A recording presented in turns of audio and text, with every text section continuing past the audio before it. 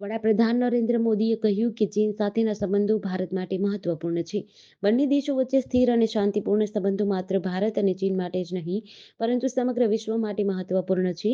PM મોદીએ American magazine ન્યૂઝવીકને આપેલા ઇન્ટરવ્યુમાં આ વાત કહી હતી. તેમણે કહ્યું, બંને દેશો વચ્ચે લાંબા સમયથી ચાલી રહેલા સીમા વિવાદ પર વાત કરવાની તાતી જરૂર છે. બંને દેશો રાજદ્વારી અને સૈન્ય સ્તરે હકારાત્મક વાતચીત દ્વારા શાંતિ અને સ્થિરતા જાળવી શકે છે.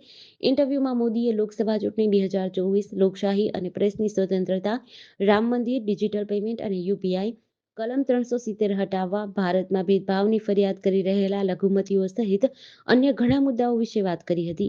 ભારત-ચીન સરહદ વિવાદમાં કહ્યું હતું કે ચીન સાથેના સંબંધો ભારત માટે મહત્વપૂર્ણ છે.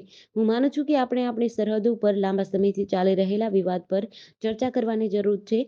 ભારત અને ચીન વચ્ચે સ્થિર અને શાંતિપૂર્ણ સંબંધો માત્ર બંને દેશો માટે જ નહીં, પરંતુ સમગ્ર વિશ્વ માટે મહત્વપૂર્ણ છે.